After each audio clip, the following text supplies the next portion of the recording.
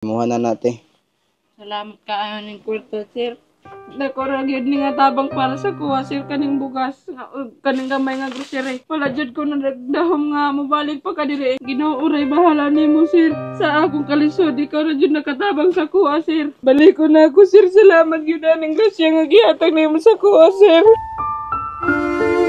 Karong adlaw mga ma'am og sir, atong balikan ang katong single ma'am nga buntis nga 16 anyos nga katong nanuroy og gulay kagahapon. Tungod daghan na luoy kay ate, atong balikan si ate kay ato ang hatagan og usa ka sako nga bugas o gamay nga grocery. So karon, mao ni ako ang dalhon karon nga ihatag nako dito kay ate tungod daghan na luoy. Aking dalhon sa ilaha dito sa bukid.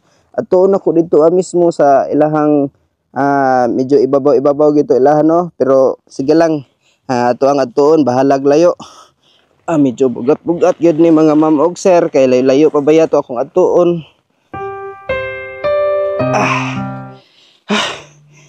Layo jud ang kuang gisubida mga ma'am og sir.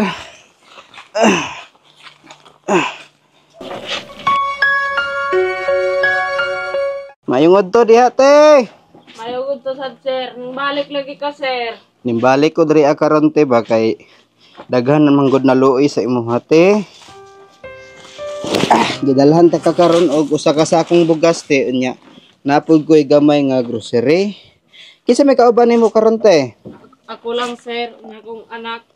Asa man day imong mama? Nadid to sa bukid, sir. Hmm, Nangarbis og mais. nang harvest og mais. Oo. Kinsa man ning bata na adri sa isang kasuyan? Akong igsuon, sir. Ay mo na igsoon. Oo. Bali duha na imong gibantayan karon. Oo. Nalabagani ko karon, sir, kay unyang hapon manoro na po gugulay kay apit na baya ko mga anak wala ko'y kwarta. Nya kinsa may mong bantayan ng bata unya? Muli man to sila mama unya mga alas 4. Muli sila unya mga alas 4. Oo. Kaluoy ni mo ti. Uy, sige gyapon kag panuroy og gulay. Dapat magpundo na kag balay kay mga nakay na baya ka te. Amayan doon problema ko, sir. Alangan magsalig ako sang kana kinaas tama. Kalisod gani silang pagpalit ng bugas. Kinanglan ko doon mo diskarte kay way magamit ko pag panganak ko. Ako rin naluoy sa imong sitwasyon ti ba mo diskarte jud ka aron na kay magamit sa imong pagpanganak. Mao gani, sir. Sige te, ana ko'y ihatag sa imong nga gamay nga tabang. May na lang ni nga pangdugang sa imong pagpanganak pohon. So kanite dili man sa ingon nga dako te ha.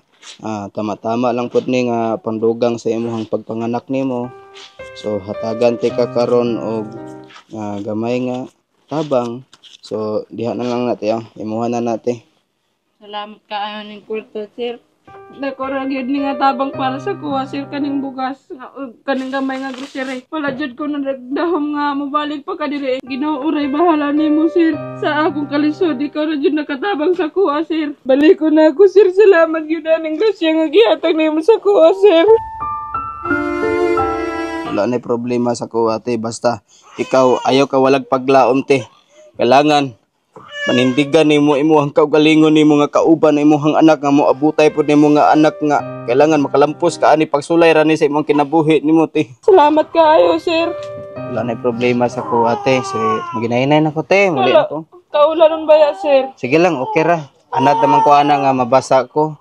Ang importante nga nakaanha ko diri karon nga nabalikan ti ka nga nakahatag og pamugas mo ha og pandugang og panganak sa imong hapohon. So imong anak nimo nahilak nimo ang anak nimo, sige.